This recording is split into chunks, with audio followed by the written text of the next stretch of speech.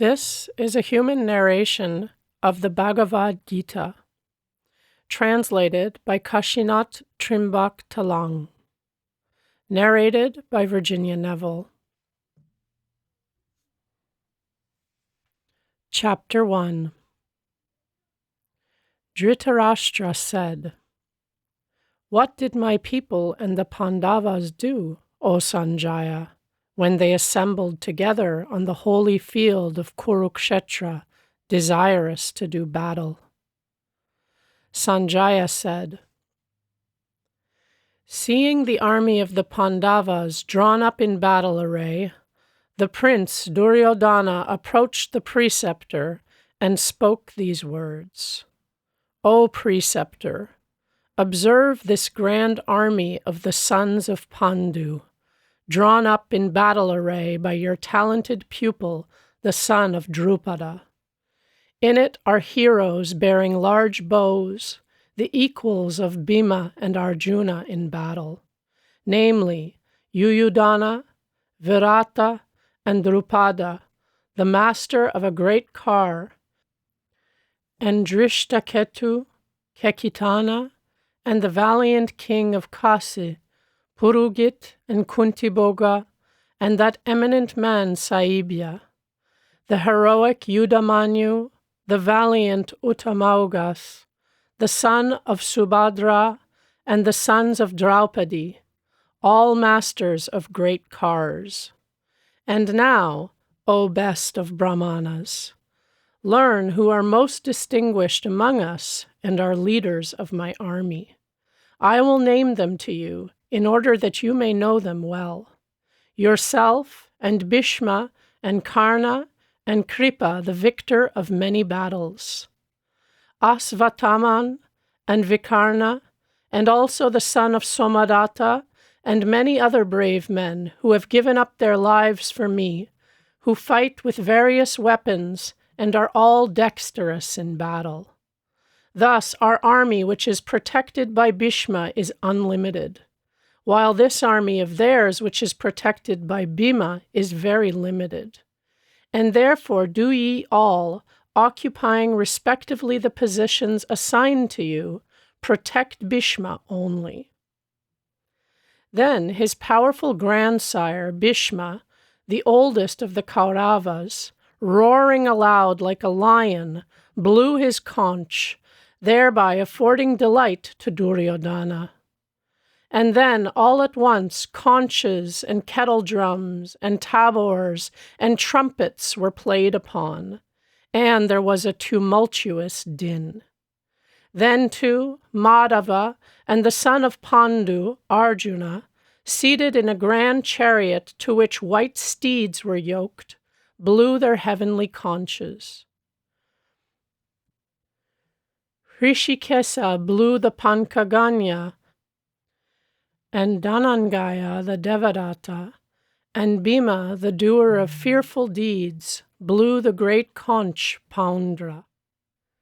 King Yudhishthira, the son of Kunti, blew the Anantavigaya, and Nakula and Sahadeva, respectively, the Sughosha and Manipushpaka. And the king of Kasi, too, who has an excellent bow, and Sikandin, the master of a great car, and Dhristadyumna, Virata, and the unconquered Satyaki, and Drupada, and the sons of Draupadi, and the son of Subhadra, of mighty arms, blew conches severally from all sides, O king of the earth.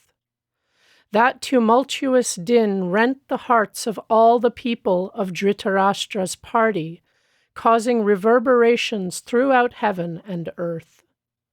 Then, seeing the people of Dhritarashtra's party regularly marshaled, the son of Pandu, whose standard is the ape, raised his bow after the discharge of missiles had commenced, and, O king of the earth, spake these words to Hrishikesa. O undegraded one, station my chariot between the two armies, while I observe those who stand here desirous to engage in battle, and with whom, in the labors of this struggle, I must do battle. I will observe those who are assembled here and who are about to engage in battle, wishing to do service in battle to the evil-minded son of Dhritarashtra." Sanjaya said, "Thus addressed by Gudakesha, O descendant of Bharata, Rishikesa stationed that excellent chariot between the two armies, in front of Bhishma and Drona and of all the kings of the earth, and said, 'O son of Pritha, look at these assembled Kauravas. There the son of Pritha saw in both armies fathers and grandfathers, preceptors, maternal uncles, brothers, sons, grandsons, companions, fathers-in-law, as well as friends. And seeing all those kinsmen standing there, the son of Kunti was overcome by excessive pity, and spake thus despondingly." Arjuna said, "Seeing these kinsmen, O Krishna, standing here, desirous to engage in battle, my limbs droop down. My mouth is quite dried up. A tremor comes on my body, and my hairs stand on end. The Gandiva bow slips from my hand. My skin burns intensely. I am unable, too, to stand up. My mind whirls round, as it were, O Kesava. I see adverse omens, and I do not perceive any good to accrue after killing my kinsmen in the battle.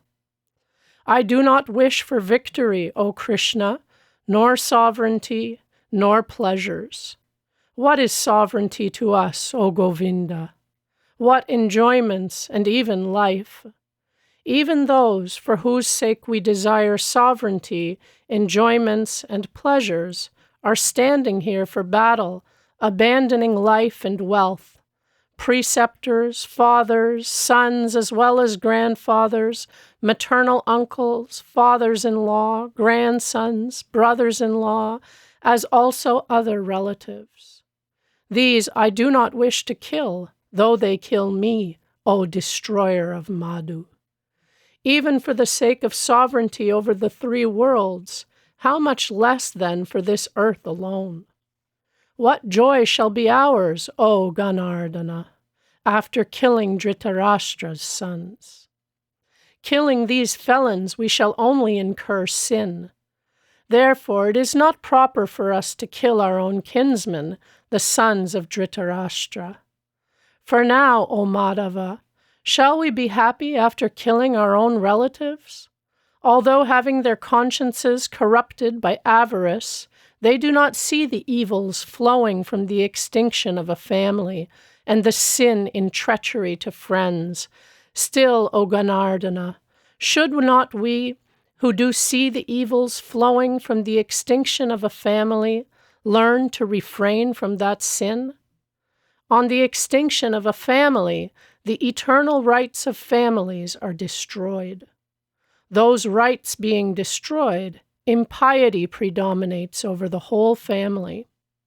In consequence of the predominance of impiety, O Krishna, the women of the family become corrupt, and the women becoming corrupt, O descendant of Vrishni, intermingling of castes results. That intermingling necessarily leads the family and the destroyers of the family to hell. For when the ceremonies of offering the balls of food and water to them fail, their ancestors fall down to hell. By these transgressions of the destroyers of families, which occasion interminglings of castes, the eternal rights of castes and rights of families are subverted. And, O Ganardana, we have heard that men whose family rights are subverted must necessarily live in hell. Alas, we are engaged in committing a heinous sin, seeing that we are making efforts for killing our own kinsmen out of greed of the pleasures of sovereignty. If the sons of Dhritarashtra, weapon in hand, should kill me in battle, me weaponless and not defending myself, that would be better for me. Sanjaya said, having spoken thus, Arjuna cast aside his bow together with the arrows on the battlefield and sat down in his chariot with a mind agitated by grief. Chapter 2. Sanjaya said, to him who was thus overcome with pity and dejected, and whose eyes were full of tears and turbid, the destroyer of Madhu spoke these words. The deity said, how comes it that this delusion, O Arjuna, which is discarded by the good, which excludes from heaven and occasions infamy, has overtaken you in this place of peril? Be not effeminate, O son of Pritha. It is not worthy of you. Cast off this base weakness of heart, and arise, O terror of your foes. Arjuna said, how, O destroyer of Madhu, shall I encounter with arrows in the battle Bhishma and Drona, both, O destroyer of enemies, entitled to reverence? Not killing my preceptors, men of great glory, it is better to live even on alms in this world. But killing them, though they are avaricious of worldly goods, I should only enjoy blood-tainted enjoyments. Nor do we know which of the two is better for us, whether that we should vanquish them or that they should vanquish us. Even those whom having killed we do not wish to live, even those sons of Dhritarashtra stand arrayed against us. With a heart contaminated by the taint of helplessness, with a mind confounded about my duty, I ask you, tell me what is assuredly good for me. I am your disciple. Instruct me, who have thrown myself on your indulgence. For I do not perceive what is to dispel that grief which will dry up my organs after I shall have obtained a prosperous kingdom on earth without a foe, or even the sovereignty of the gods. Sanjaya said, having spoken thus to Hrishikesa, O terror of your foes, Gudakesa said to Govinda, I shall not engage in battle, and verily remained silent. To him thus desponding between the two armies, O descendant of Bharata, Hrishikesa spoke these words with a slight smile. The deity said, you have grieved for those who deserve no grief, and you talk words of wisdom. Learned men grieve not for the living nor the dead. Never did I not exist, nor you, nor these rulers of men, nor will any one of us ever hereafter cease to be. As in this body, infancy and youth and old age come to the embodied self, so does the acquisition of another body. A sensible man is not deceived about that. The contacts of the senses, O son of Kunti, which produce cold and heat, pleasure and pain, are not permanent. They are ever coming and going. Bear them, O descendant of Bharata. For, O chief of men, that sensible man whom they, pain and pleasure being alike to him, afflict not, he merits immortality. There is no existence for that which is unreal. There is no non-existence for that which is real. And the correct conclusion about both is perceived by those who perceive the truth. Know that to be indestructible which pervades all this. The destruction of that inexhaustible principle none can bring about. These bodies appertaining to the embodied self, which is eternal, indestructible, and indefinable, are said to be perishable. Therefore, do engage in battle, O descendant of Bharata. He who thinks it to be the killer and he who thinks it to be killed both know nothing. It kills not, is not killed. It is not born, nor does it ever die, nor, having existed, does it exist no more. Unborn, everlasting, unchangeable, and primeval, it is not killed when the body is killed. O son of Pritha, how can that man who knows it thus to be indestructible, everlasting, unborn, and inexhaustible, how and whom can he kill? Whom can he cause to be killed? As a man, casting off old clothes, puts on others and new ones, so the embodied self, casting off old bodies, goes to others and new ones. Weapons do not divide it into pieces. Fire does not burn it. Waters do not moisten it. The wind does not dry it up. It is not divisible. It is not combustible. It is not to be moistened. It is not to be dried up. It is everlasting, all-pervading, stable, firm, and eternal. It is said to be unperceived, to be unthinkable, to be unchangeable. Therefore, knowing it to be such, you ought not to grieve. But even if you think that it is constantly born and constantly dies, still, O you of mighty arms, you ought not to grieve thus.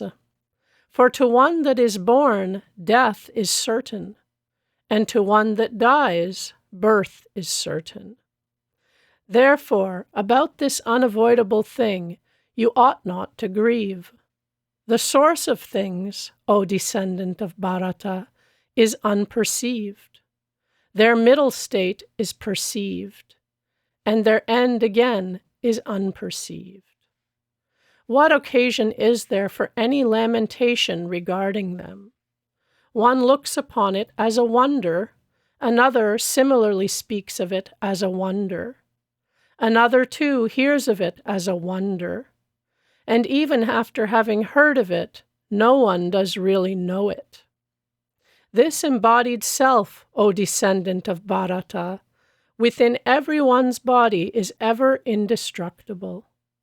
Therefore, you ought not to grieve for any being. Having regard to your own duty also, you ought not to falter, for there is nothing better for a kshatriya than a righteous battle. Happy those kshatriyas, O son of Pritha, who can find such a battle to fight, come of itself, an open door to heaven. But if you will not fight this righteous battle, then you will have abandoned your own duty and your fame, and you will incur sin. All beings, too, will tell of your everlasting infamy. And to one who has been honored, infamy is a greater evil than death. Warriors who are masters of great cars will think that you abstained from the battle through fear, and having been highly thought of by them, you will fall down to littleness. Your enemies, too, decrying your power, will speak much about you that should not be spoken. And what, indeed, more lamentable than that? Killed, you will obtain heaven. Victorious, you will enjoy the earth. Therefore, arise, O son of Kunti. Resolve to engage in battle, looking alike on pleasure and pain, on gain and loss, on victory and defeat, then prepare for battle, and thus you will not incur sin. The knowledge here declared to you is that relating to the Sankhya. Now hear that relating to the Yoga. Possessed of this knowledge, O son of Pritha, you will cast off the bonds of action. In this path to final emancipation, nothing that is commenced becomes abortive. No obstacles exist, and even a little of this form of piety protects one from great danger. There is here, O descendant of Kuru, but one state of mind consisting in firm understanding. But the states of mind of those who have no firm understanding are many-branched and endless. The state of mind consisting in firm understanding regarding steady contemplation does not belong to those, O son of Pritha, who are strongly attached to worldly pleasures and power, and whose minds are drawn away by that flowery talk which is full of ordinances of specific acts for the attainment of those pleasures and that power, and which promises birth as the fruit of acts. That flowery talk which those unwise ones utter, who are enamored of Vedic words, who say that there is nothing else, who are full of desires, and whose goal is heaven. The Vedas merely relate to the effect of the three qualities. Do you, O Arjuna, rise above those effects of the three qualities, and be free from the pairs of opposites. Always preserve courage, be free from anxiety for new acquisitions or protection of old acquisitions, and be self-controlled. To the instructed Brahmana, there is in all the Vedas as much utility as in a reservoir of water into which waters flow from all sides. Your business is with action alone, not by any means with fruit. Let not the fruit of action be your motive to action. Let not your attachment be fixed on inaction. Having recourse to devotion, O Dhananjaya, perform actions, casting off all attachment, and being equable in success or ill success. Such equability is called devotion. Action, O Dhananjaya, is far inferior to the devotion of the mind. In that devotion, seek shelter. Wretched are those whose motive to action is the fruit of action. He who has obtained devotion in this world casts off both merit and sin. Therefore, apply yourself to devotion. Devotion in all actions is wisdom.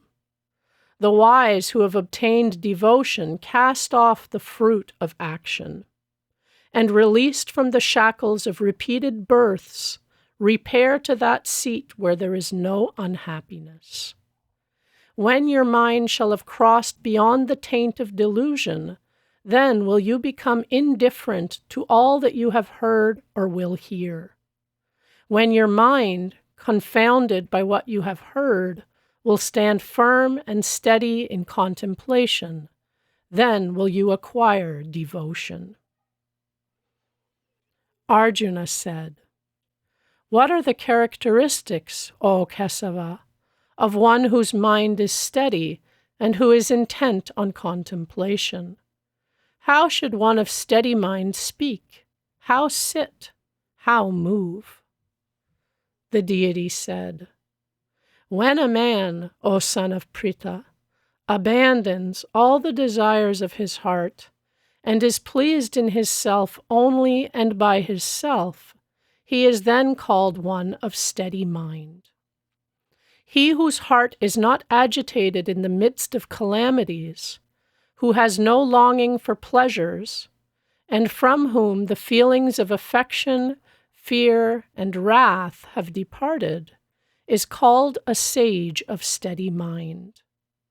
His mind is steady who, being without attachments anywhere, feels no exaltation and no aversion on encountering the various agreeable and disagreeable things of this world.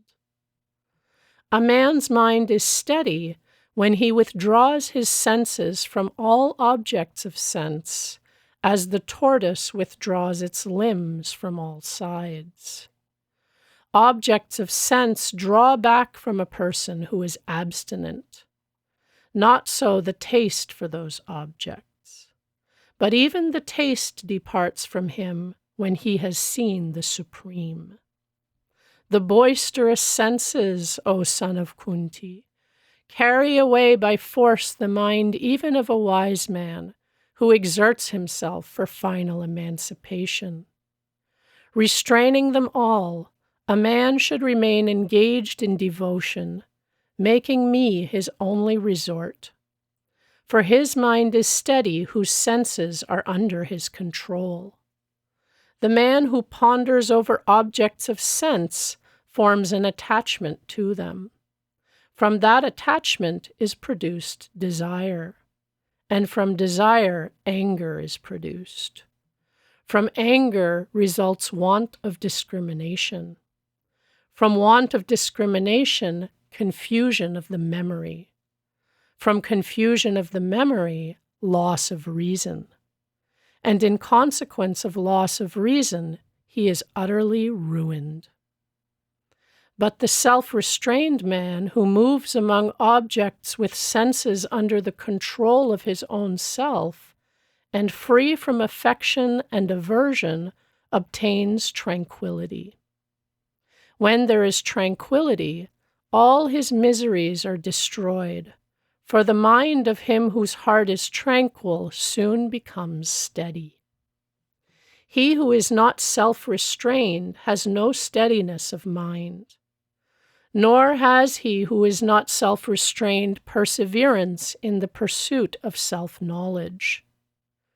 There is no tranquility for him who does not persevere in the pursuit of self-knowledge. And whence can there be happiness for one who is not tranquil?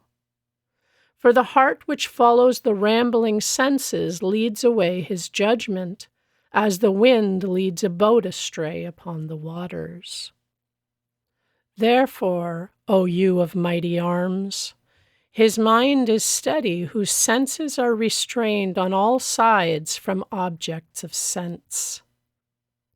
The self-restrained man is awake when it is night for all beings, and when all beings are awake, that is the night of the right-seeing sage. He into whom all objects of desire enter, as waters enter the ocean, which, though replenished, still keeps its position unmoved, he only obtains tranquility, not he who desires those objects of desire. The man who, casting off all desires, lives free from attachments, who is free from egoism, and from the feeling that this or that is mine, obtains tranquility. This, O son of Pritha, is the Brahmic state. Attaining to this, one is never deluded. And remaining in it in one's last moments, one attains Brahma Nirvana, the Brahmic bliss. Chapter 3. Arjuna said, If, O Ganardana, devotion is deemed by you to be superior to action, then why, O Kesava, do you prompt me to this fearful action? You seem, indeed, to confuse my mind by equivocal words. Therefore, declare one thing determinately, by which I may attain the highest good. The deity said, O sinless one, I have already declared that in this world there is a twofold path, that of the Sankhyas by devotion in the shape of true knowledge, and that of the yogins by devotion in the shape of action. A man does not attain freedom from action merely by not engaging in action, nor does he attain perfection by mere renunciation. For nobody ever remains even for an instant without performing some action. Since the qualities of nature constrain everybody, not having free will in the matter, to some action. The deluded man who, restraining the organs of action, continues to think in his mind about objects of sense, is called a hypocrite. But he, O Arjuna, who restraining his senses by his mind, and being free from attachments, engages in devotion in the shape of action, with the organs of action, is far superior. Do you perform prescribed action? For action is better than inaction, and the support of your body, too, cannot be accomplished with inaction. The world is fettered by all action other than action for the purpose of the sacrifice. Therefore, O son of Kunti, do you, casting off attachment, perform action for that purpose. The Creator, having in olden times created men together with the sacrifice, said, "Propagate with this. May it be the giver to you of the things you desire. Please the gods with this, and may those gods please you. Pleasing each other, you will attain the highest good. For pleased with the sacrifices, the gods will give you the enjoyments you desire. And he who enjoys himself without giving them what they have given is indeed a thief. The good, who eat the leavings of a sacrifice, are released from all sins. But the unrighteous ones, who prepare food for themselves only, incur sin. From food are born all creatures. From rain is the production of food. Rain is produced by sacrifices. Sacrifices are the result of action. Know that action has its source in the Vedas. The Vedas come from the indestructible. Therefore, the all-comprehending Vedas are always concerned with sacrifices. He who in this world does not turn round the wheel revolving thus is of sinful life, indulging his senses, and, O son of Pritha, he lives in vain. But the man who is attached to his self only, who is contented in his self and is pleased with his self, has nothing to do. He has no interest at all in what is done, and none whatever in what is not done in this world. Nor is any interest of his dependent on any being. Therefore, always perform action which must be performed without attachment. For a man, performing action without attachment attains the supreme. By action alone did Ganaka and the rest work for perfection. And having regard also to the keeping of people to their duties, you should perform action. Whatever a great man does, that other men also do. And people follow whatever he receives as authority. There is nothing, O son of Pritha, for me to do in all the three worlds, nothing to acquire which has not been acquired. Still I do engage in action. For should I at any time not engage without sloth in action, men would follow in my path from all sides, O son of Pritha. If I did not perform actions, these worlds would be destroyed. I should be the cause of caste interminglings, and I should be ruining these people. As the ignorant act, O descendant of Bharata, with attachment to action, so should a wise man act without attachment, wishing to keep the people to their duties. A wise man should not shake the convictions of the ignorant who are attached to action, but acting with devotion himself should make them apply themselves to all action. He whose mind is deluded by egoism thinks himself the doer of the actions, which, in every way, are done by the qualities of nature. But he, O you mighty of arms, who knows the truth about the difference from qualities and the difference from actions, forms no attachments, believing that qualities deal with qualities. But those who are deluded by the qualities of nature form attachments to the actions of the qualities. A man of perfect knowledge should not shake these men of imperfect knowledge in their convictions. Dedicating all actions to me with a mind knowing the relation of the supreme and individual self, engage in battle without desire, without any feeling that this or that is mine, and without any mental trouble. Even those men who always act on this opinion of mine, full of faith and without carping, are released from all actions. But those who carp at my opinion and do not act upon it, know them to be devoid of discrimination, deluded as regards all knowledge, and ruined. Even a man of knowledge acts consonantly to his own nature. All beings follow nature. What will restraint effect? Every sense has its affections and aversions towards its objects fixed. One should not become subject to them, for they are one's opponents.